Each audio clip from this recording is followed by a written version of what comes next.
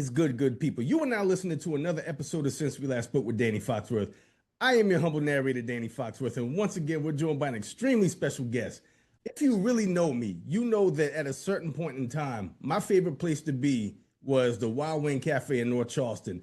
And this good brother I have on the pod today, he would happen to be an employee there. He wore many hats in that building, and just getting to know him and just all of the great things that he's done. And we're going to get into all of that today. So without further ado, we got the good brother Tim Weeden in the building. Tim, what's good, man?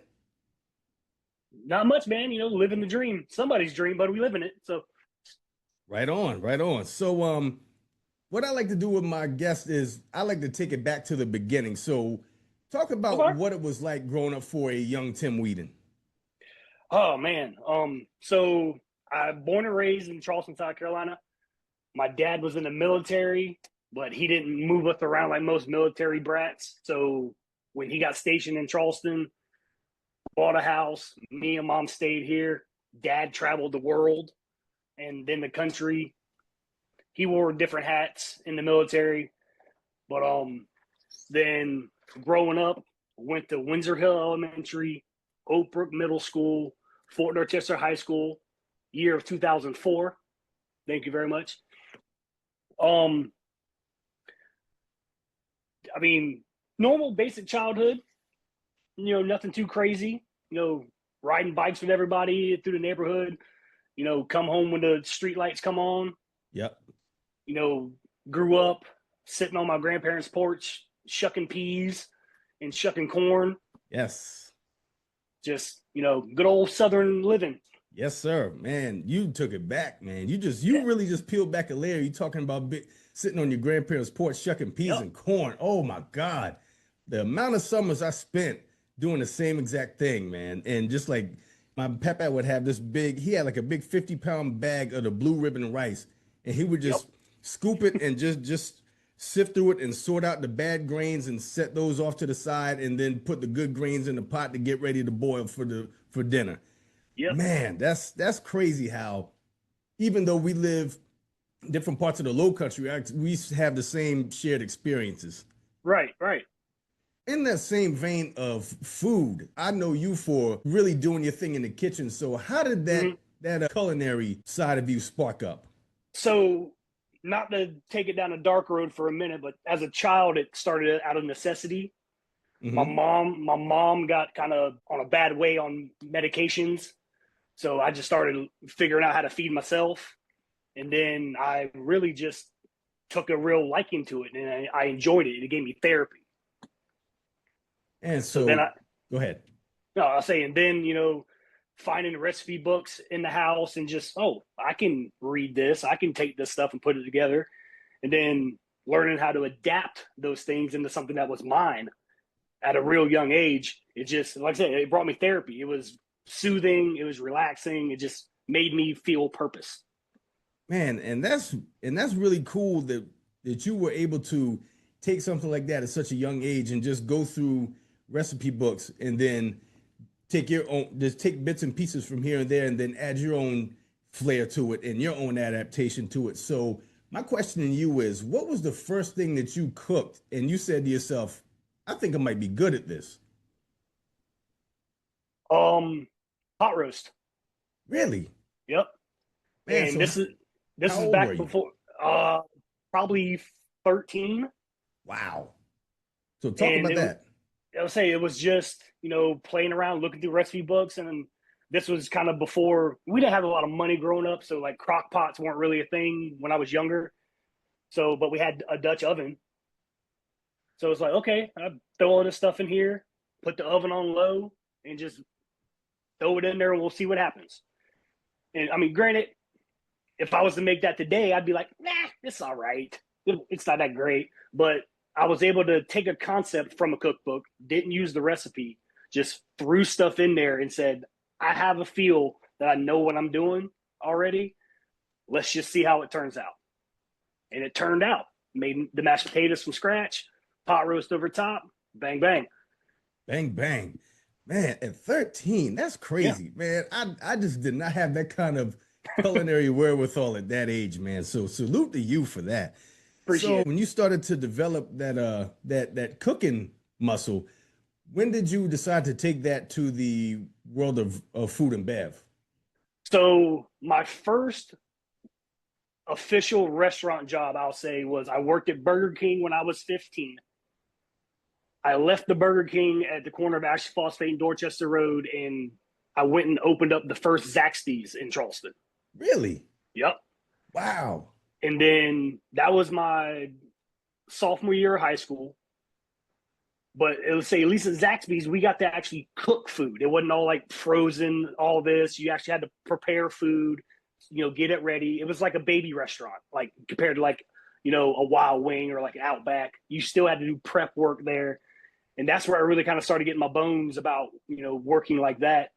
And then still in high school, I worked at Zaxby's and also went to work at Hops. You remember Hops? Wow. Hops. Yes. Yep. Yes. So my junior and senior year of high school, I worked at Hops, worked at Zaxby's also, but Hops is where I started to fall in love with food, like actually being able to mass produce stuff and cook food quick. I was actually the youngest grill cook Hops ever had. No kidding. I was running the grill. I'll say, you remember Hops? You remember how they Yeah. had it set up, big open window, see everybody cooking. Just before I turned 18, they gave me a chance on the grill, and I ran it on a Friday night, and they were like, that was flawless. It was, like I said, and I'm not one to toot my own horn when it comes to food and stuff like that, but that was you can do this. Yeah. Especially at 18, especially on a Friday in the food and bev. That's because, Right. I mean, Fridays, the kitchen is slammed. And for them to trust you enough to have you man the grill at that age, man, that's super Yeah. impressive, bro. And I'm saying, I mean, like, I was nervous, but I was like, either you got it or you don't. If you don't got it, they're going to move you back to the other position. You're not going to lose your job. Just do your thing. And that's what Yeah. I did. So, I mean, that was my first real, like, you can do this. So take us into what that typical Friday night on the grill looks like for the outsider. Oh man.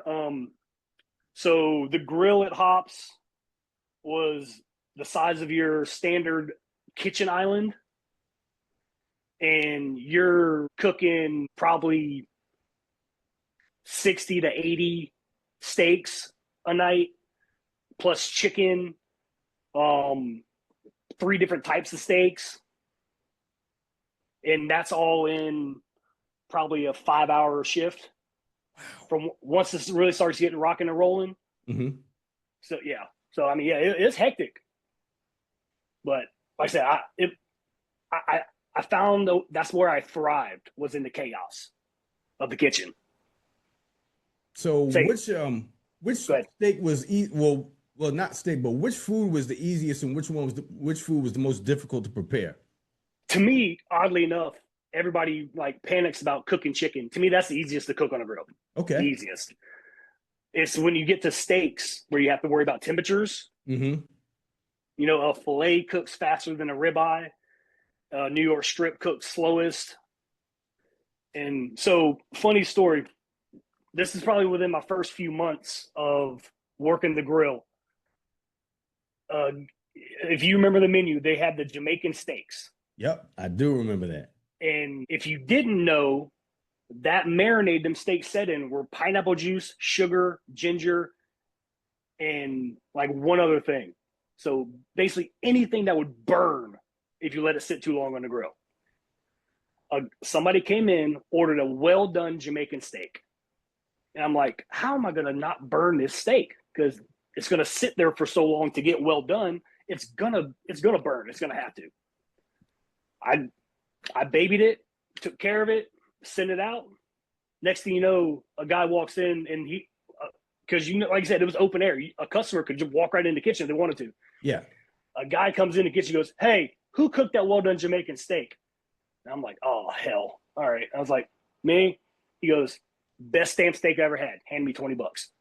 Damn, that's all right, man. And I'm sitting there going like, I was expecting him to like blow up and freak out saying the steak was bad or this and that. I was like, huh, all right, I'm on to something here. Yeah. So when did you go from Hops to Wild Wing? Oddly enough, when Hops closed their doors, I can't remember the date, but it was we had just done our busiest weekend in like a year. I prepped up everything because I was going to be off the next 2 days, and then we come in, or that night, that Sunday night, they come in. Corporate came in and said, "We're closing the doors." Out the What? blue, yeah, out the blue, no warning. If I'm not mistaken, the GM was the only one who knew, but didn't want to tell us at the beginning of the day because we just leave. Yeah. But yeah, so they light switched us. Just come in, chain the doors up, Holy and smokes. what they ended up doing was, and I'm not sure how much detail I can go into about this, but they offered to pay us our hourly rate to help clean the kitchen up for them to sell it to the next person. Yeah. So of course, we didn't have jobs. We're food and bev people. We're not rich. So all of us agreed to come in and help clean up the restaurant. And I'll just say that we cleaned up the restaurant. we we didn't need to buy groceries for a while. Got you. So I think that's safe enough to say. So when did you go to Wild Wing? We all basically took 2 weeks off, went around looking for jobs. Me, and you remember Kevin Bias probably, Mm-hmm. and his at the time wife Rachel. We all went to Wild Wing, applied because it's right down the road, and kind of that was it. We when I interviewed with Sean Chapman, I was like, I know what chicken wings are. I know how to cook a burger. I was the youngest grill cook that previous company ever had. So, and he was like, "How do you feel about expoing?" I'm like, "I don't know what that means," because we didn't have expos at Hops. Yeah. The managers did that type of work, and it wasn't like we just at Hops we just put the food on the plate, and there were positions on the service window. Like, this is one, this is two, this is three. That's what we did. The manager would look at it. All right, this is good. This goes to table so and so. And then he was like, "Well, we need some expos at Wild Wing." I'm like, I'm sure I can figure that out. Okay, cool. And you And go ahead. I was saying, and then yeah, I was like, get my foot in there. That's when I was like, well, this expo stuff seems easy. I want to do the cooking stuff. So I finally convinced them to let me go through the line, and then that's when me and Maddie were running the kitchen. Man, R.I.P. Maddie. Right.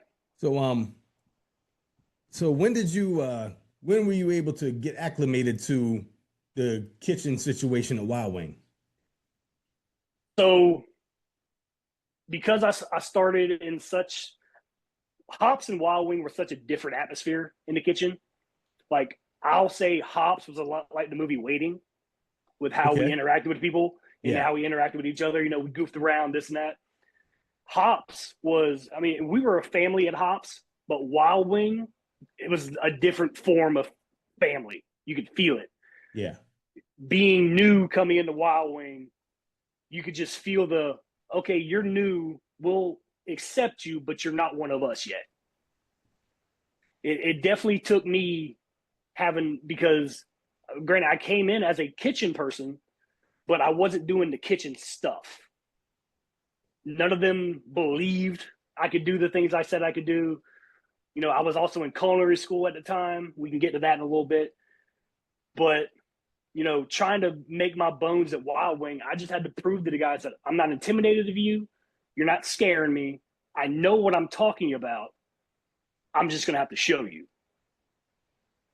Because, I mean, you remember Mike Gardner, Bam, Gip, Yep. Jigga, all them.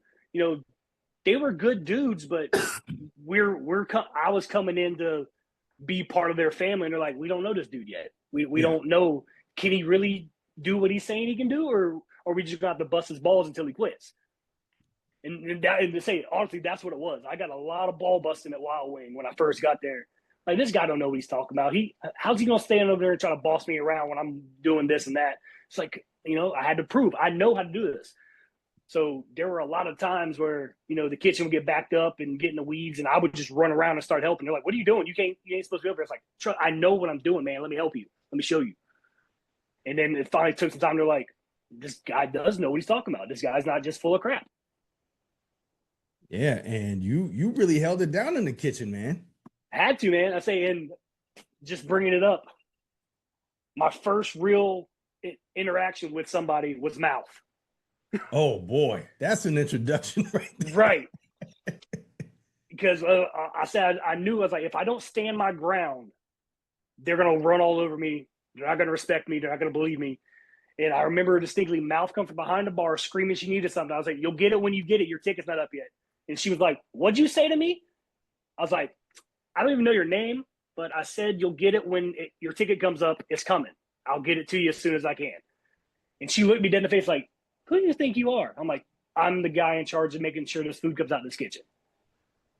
I don't know what you want from me. Right. And then she, like, you saw her kind of cock her head, and then she goes, I like you. Because everybody would bow down to her mouth because she was so loud and so aggressive. I was like, you don't bother me. I ain't scared of you. Yeah. So that's a hell of an introduction, man. Yeah, she is a tour de force. Oh, for sure.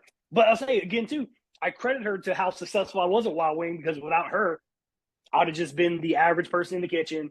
Never would have had to show that I could stand up to somebody. I owe a lot to Mal. Yeah, that's true. That's true. And while we're on the subject of Wild Wing, you also met your wife Shannon at Wild Wing. Well, she was an employee there as well. So Yep. how did that relationship come to be? So when I first started training, they made me run food first to see the menu. And Shannon actually was the one training me. Okay. Now, me being me, I know food. I was trying to be, confident, cocky enough, but not like overzealous to where I seemed like an ass. Yeah. So the first set of food that gets sit down in front of us on the table, I look at them and go, I was like, chicken wings, ranch, blue cheese. I was like, oh, and celery. There's celery right there. And she kind of like rolled her eyes at me. She goes, yeah, take it to table so-and-so. And I just kind of smiled and walked off. I didn't know what flavor wing it was. There was 32 different flavors of wings at Wild Wing. Right. I was trying to be funny and engaging enough just to make the situation easier.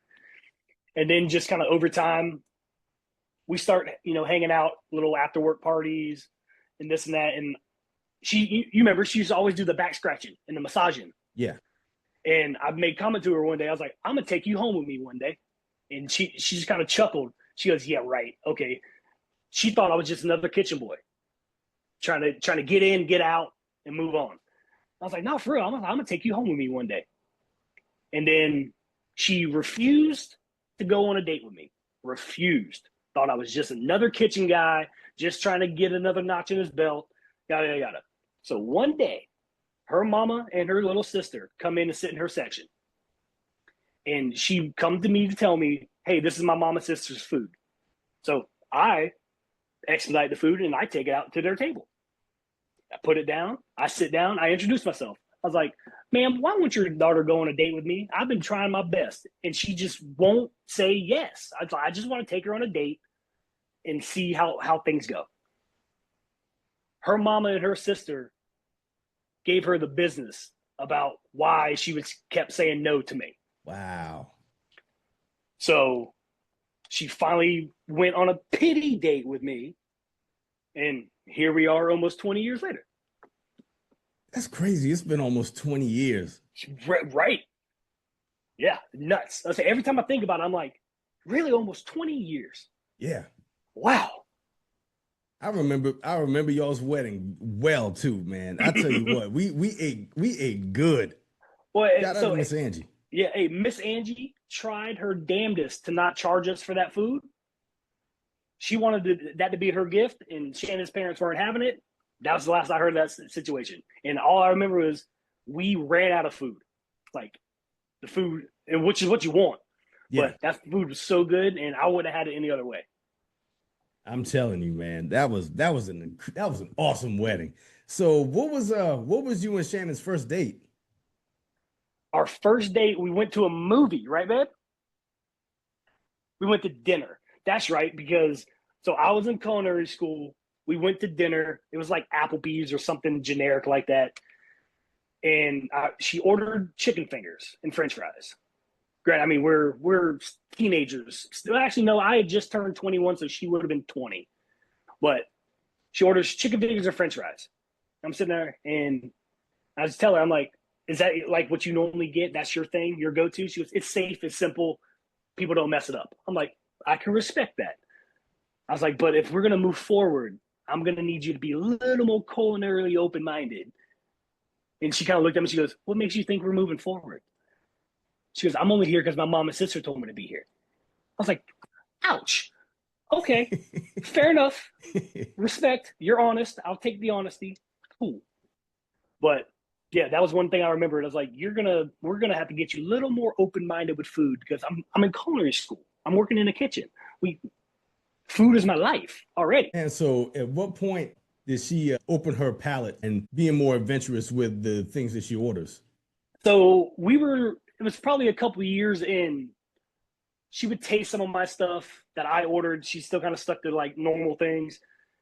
I think a turning point was when I cooked her a steak at home.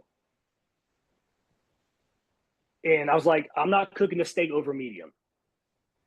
I was like, if I was like, I'll cook it the way I cook it. If you don't like it, then we can go from there and cook it more. I was like, but this is how a steak should be eaten, in my opinion. Yeah. She ate it, tried it, was like, because she was a well done girl before we got together. And she's like, that's actually not half bad. And then the second one I'd like to credit to, there was a time where I was living with her and her parents. I brought a dish home from culinary school, and her little sister was the pickiest eater I ever met in my life. But her little sister was like, "Oh, you brought food. I want it." Took the food. She started eating it. She goes, "Man, these mashed potatoes are amazing." I'm like, "Those mushroom mashed potatoes?" And you saw her do the pause, like, "What?" I'm like, "There's roasted mushrooms and garlic in those mashed potatoes." "I don't eat mushrooms." I'm like, "You just did." And then her sister was finally like, "They're too good. I'm eating them." So and that too is where, like I said, I never try to be cocky or arrogant with my food. But if you were to tell me I don't like asparagus, I'm gonna say to you, what don't you like about it? Will you try mine? Because if you don't like mine, then I fully believe you don't like it. So cocky, arrogant, confident.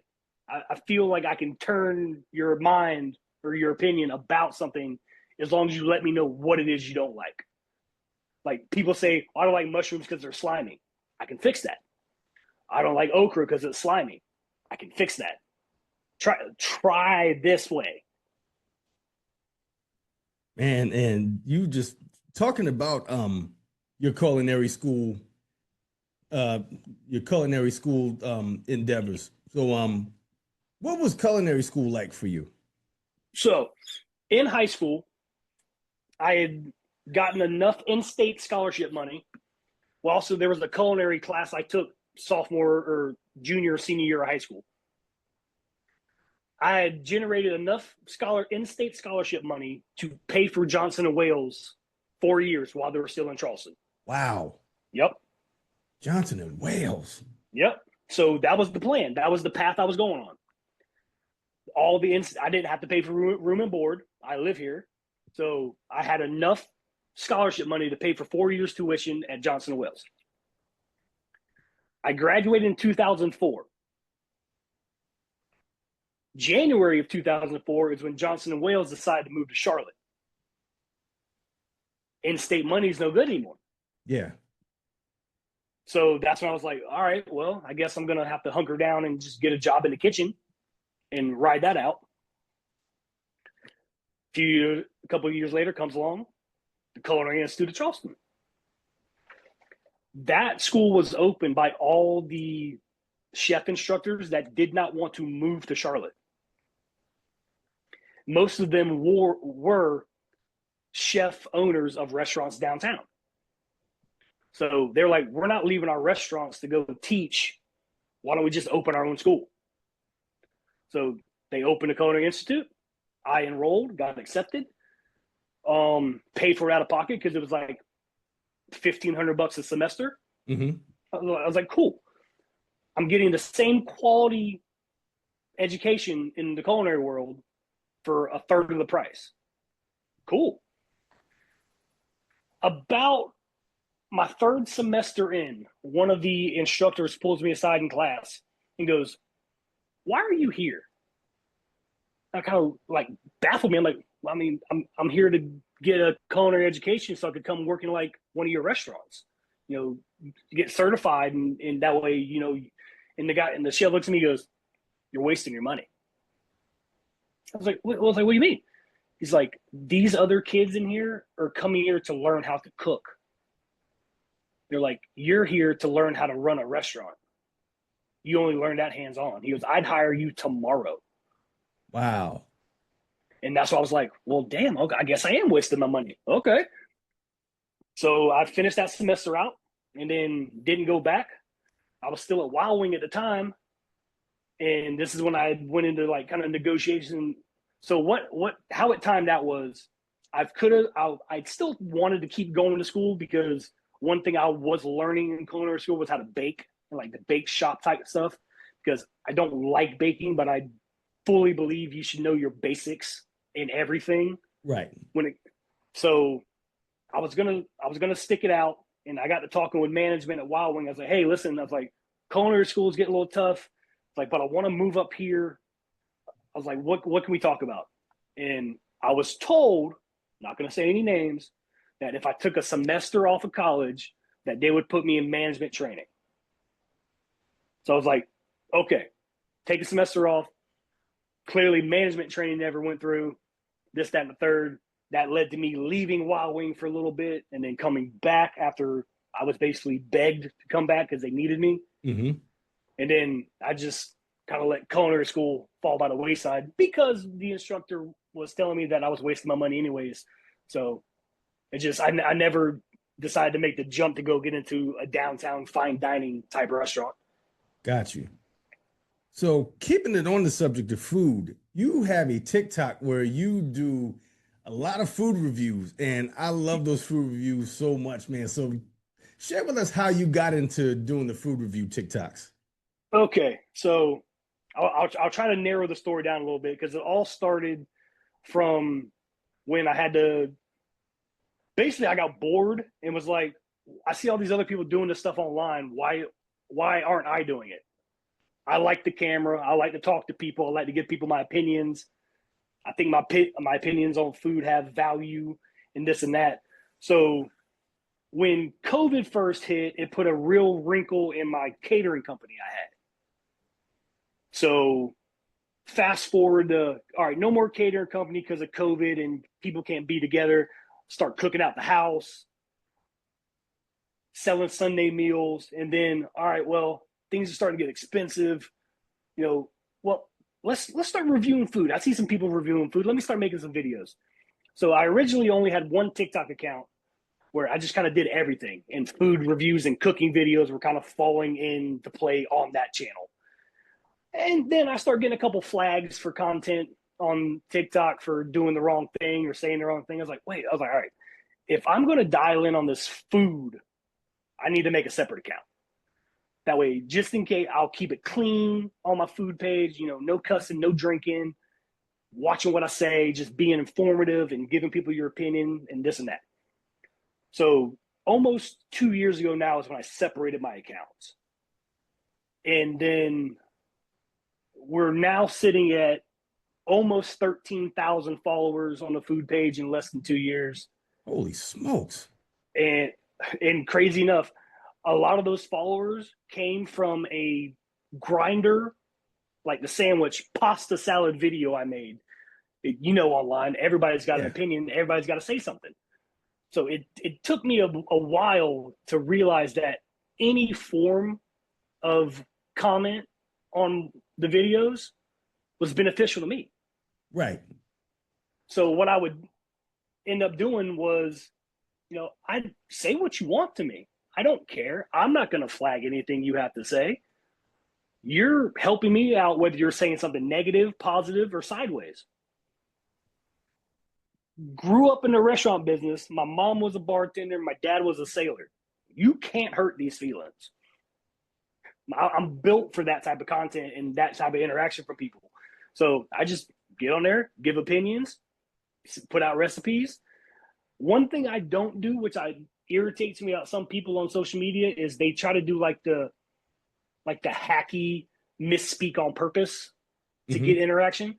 Now, yeah, if I slip up and say something off and people comment on it, okay, that was an accident, but I said what I said.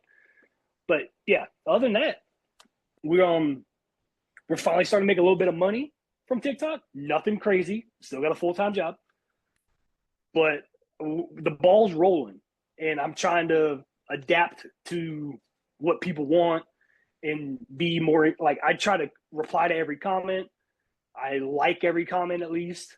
Just engage with people back. That way they realize, oh, this guy's not just here to BS us. He cares that we're here. Man, that's awesome. 13,000, man. That's crazy.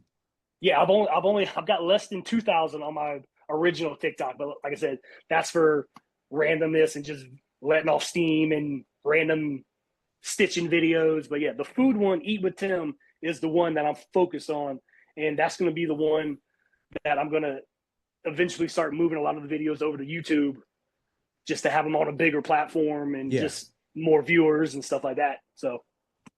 Yeah, I mean, listen, food is the tie that binds. And I mean, Right. Who doesn't love food? So Exactly. You found your lane and you really worked that to perfection. Yeah, I'm trying. I say that's something I've always said. Food is a universal language. Yes. As long as it's good, you can communicate with people. Yeah, straight up. So before we go, I want to talk to you about, football season is coming up. And you might be the only New Orleans Saints fan that I know. So I've always been curious. How did you become a Saints fan? So you know just as well that in the South, college football is king. So when I was growing up, I didn't just watch South Carolina football. I watched all football. I fell in love with Reggie Bush. And when Reggie Bush got drafted by the Saints, I was like, I've never had a dedicated professional football team. Reggie Bush is my favorite running back in the country. Going with the Saints. Locked in. That's legit the story. I never knew that. Yep, legit, 100% legit the story.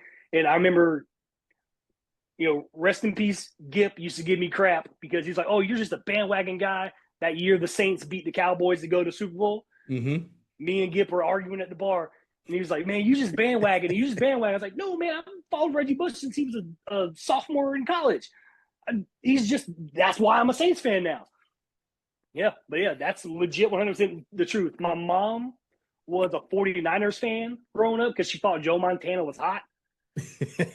My aunt was a Cowboys fan because she thought Troy Aikman was hot. And then my grandfather was a Redskins fan for whatever reason. And I mean, and we all born and raised here.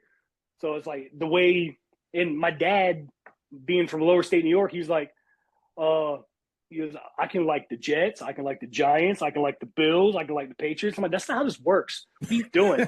He goes, they're all from my area. I can root for all of them. I'm like, no, that's not how this works. You got to lock in, dial in, pick a team. And so what was your favorite moment as a Saints fan? That wheel route Reggie Bush ran for the touchdown. That and the fake kickoff to win the Super Bowl. Good call. Good call. Yep. How about least favorite? Least favorite would be us losing to the Rams with that unflagged the PI call? Yep. The PI, yep. That pass interference where he just cleared his clock. It's like the referee standing right there too. It's like he didn't look for the ball. He didn't put his hands up. He ran through him. What are we doing? Absurd. Yeah, it really was. I mean, even as a Panthers fan, I liked the call, but even then I was like, you know what? That was a bad call, man. Right. There's like I said, same. There's if you're a true sports fan, you have to take yourself out of it for a minute and be like, that was wrong. Yeah. That was wrong. Or that wasn't a touchdown. that was a touchdown. It's like Carolina last night. I can't remember the fella's name. That was the touchdown, but they took it from us. We had to kick a field goal. Yep, you're right. You're right. So now we're going to get into the 5-question segment. So the first and last question I have, the first and last question I ask every guest I have on here, questions 2 through 4 are 100% random. So first question, what were Tim's go-to school lunch items? Oh man, the chicken rings with nacho cheese. Ooh, fancy. And a side of French fries with some more nacho cheese. And then depending on the day, it was the spicy chicken sandwich with nacho cheese on it. I went to the wrong high school. Clearly. I mean, you did kind of grow up in the sticks. So yeah, that's true. That's true. Question number 2. What was your favorite item from the Wild Wing menu?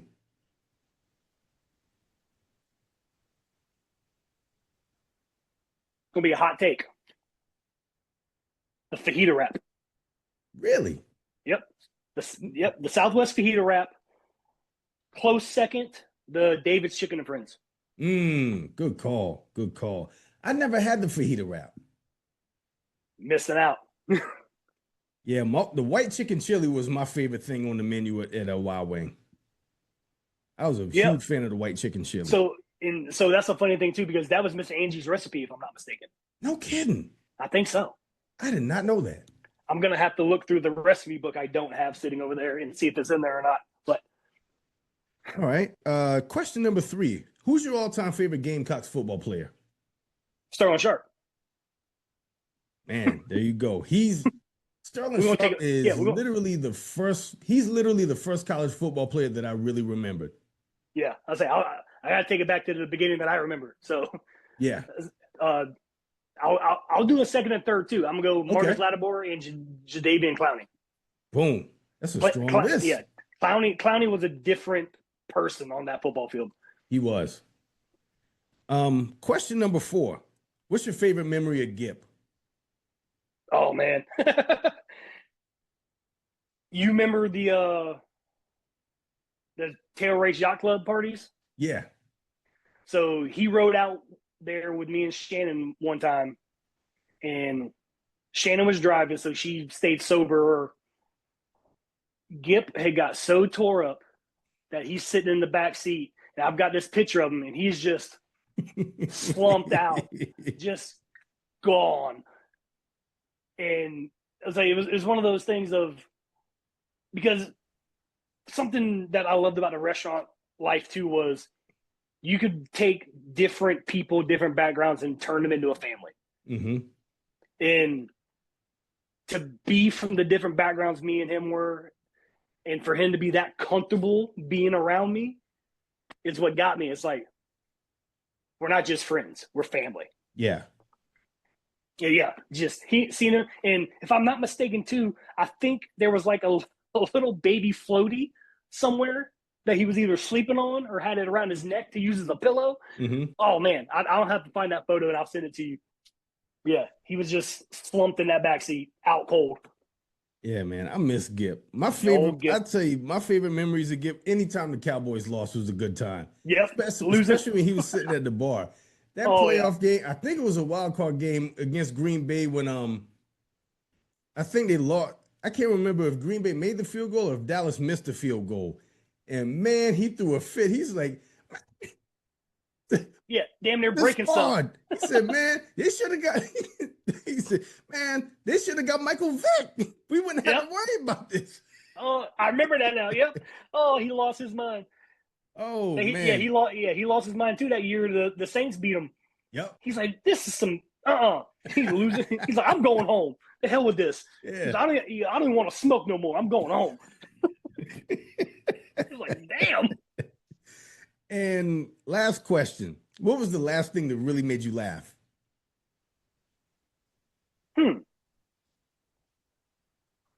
That's a good one. I'm gonna have to say this is gonna sound a little cheesy.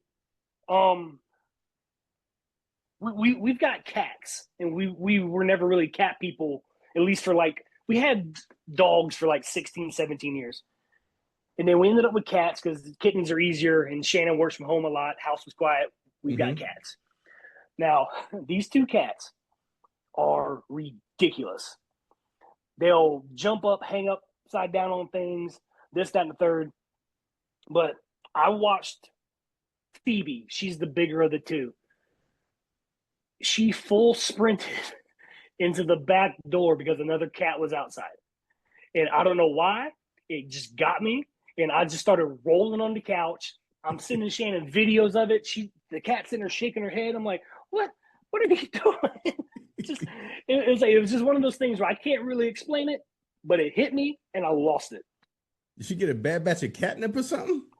She don't even like catnip. That's the funny thing. But wow. Yeah, I just happened to look over the back window and I noticed the cat before she did, and she just into the back door. I was like, damn, oh my God. And then, like I said, she kind of sat back like in the cartoons and shook her head. I was like, oh Lord. But yeah, honestly, that's probably the last thing that I really like gut chuckled at. Man, that's a good one. So anything you want to plug or promote, the floor is yours. Actually, my buddy Nick has started this little merch company. It's gonna show up backwards on the camera, I know, but it's Dad Bod Summer. He's got different stickers. Mm-hmm. He's got koozies you can get. I've got one in the drawer. But if you go to Facebook, is the easiest way to get to it. Just type Dad Bod Summer in the search bar. Uh-huh. He's got t-shirts, koozies, pint glasses, hoodies, tank tops, the whole nine. And his goal really is to just raise money and give the proceeds to charity. Nice. So if we can help blow it up a little bit, why not? Okay. Yeah, I'm down. I'll have all that stuff in the show notes. So where can the people find you on social media? Let them know.